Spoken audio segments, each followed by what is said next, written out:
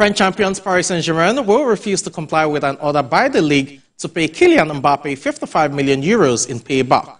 A French league committee has attempted to mediate in the increasingly bitter row between Real Madrid forward Mbappe and the club he left last year. Mbappe has deemed the figure in which it says is made up of the final 3 months of his salary plus several bonuses. Meanwhile, PSG argued that the 25-year-old had agreed to waive the sum in August 2023 before his move to Real Madrid this summer. In the world of basketball, defending NBA champions, the Boston Celtics made it 2 wins from 2 games to the start of their title defense following a 122 to 102 points win over the Washington Wizards. NBA Finals MVP Jaylen Brown tossed in 27 points and Jason Tatum finished with 25 points as the Celtics led by as many as 32 points in the second half. The Celtics were 17 of 45 from the behind the three-point arc, after tying an NBA record by making 29 three-pointers in a season-opening victory against the New York Knicks in their season opener. On the home front, winners have emerged at the maiden edition of the Military and Paramilitary National Wrestling Championship. The Chief of Defense Staff, General Christopher Musa, who was a special guest at the final event, encouraged the various security agencies to invest more in sports. Correspondent Jane Francis Nweze has more details. The Nigeria and Paramilitary National Wrestling Championship, organized by the Nigerian Wrestling Federation and sponsored by the Controller General of Customs, ended in Abuja on Thursday, with Nigerian Army women emerging overall winners of the competition.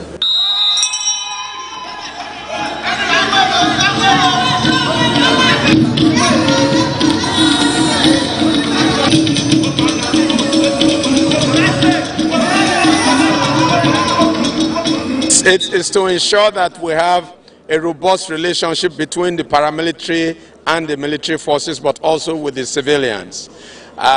We want a situation where wrestling takes its prominent place even amongst the paramilitary and military agencies, and we're really grateful to His Excellency the Controller General of Customs, who has funded and put this together. I feel very happy.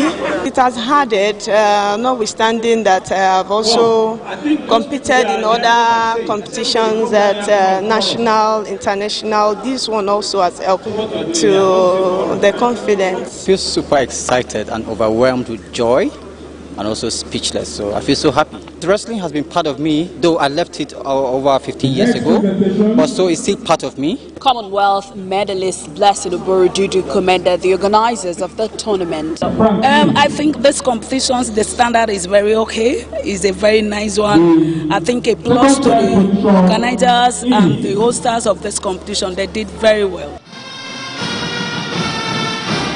Guest of honor at the final event, the Chief of Defense Staff lauded the officers who wrestled at the competition. The military team, they've done well, and this is what they're going to flow into, and I can assure you we're going to win medals. We're going to win the medals here on ground. So it's a good thing for us.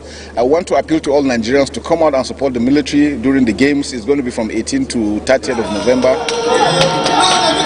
The Nigerian Army won the competition with a total of 14 medals. The Nigerian Air Force finished second with 9 medals ahead of NSCDC, who finished in the 3rd place with a total of 5 medals. Jane Francis Nweze, TVC News, Abuja.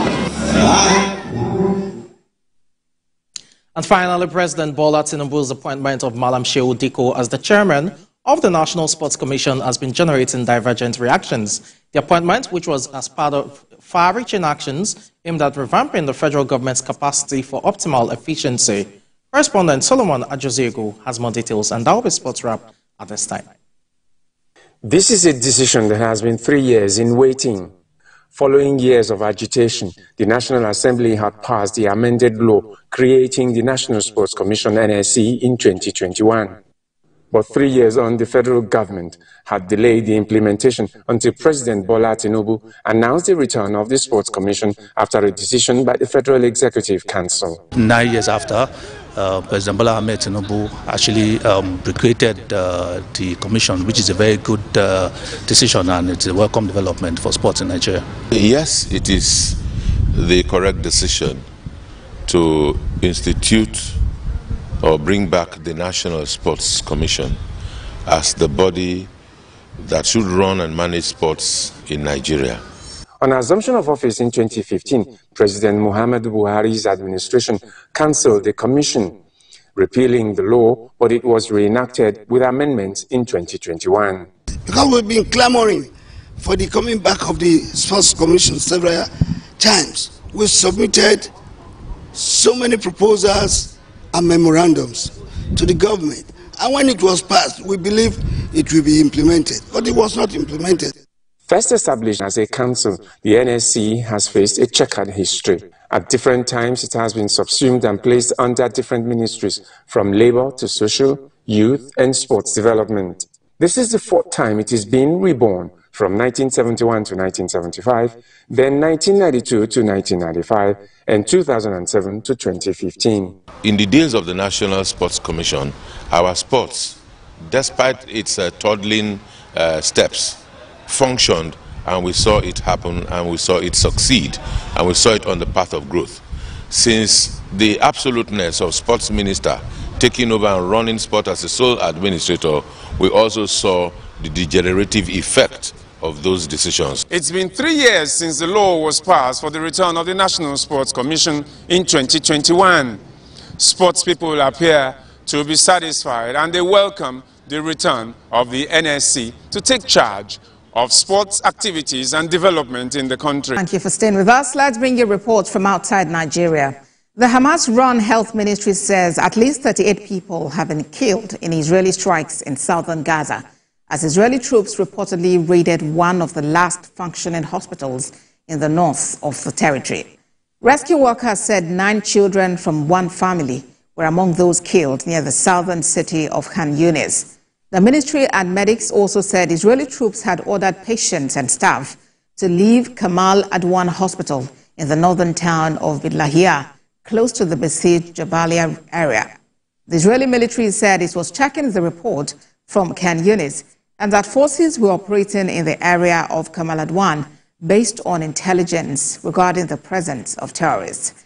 Meanwhile, Jordan's foreign minister warns that Israel was carrying out ethnic cleansing in northern Gaza, where hundreds of Palestinians have reportedly been killed and tens of thousands displaced in recent weeks. At least 2 residential buildings in the southeastern Al-Manara neighborhood of Khan Yunis were hit by Israeli airstrikes around dawn on Friday, according to a spokesman for Gaza's Hamas-run civil defense agency.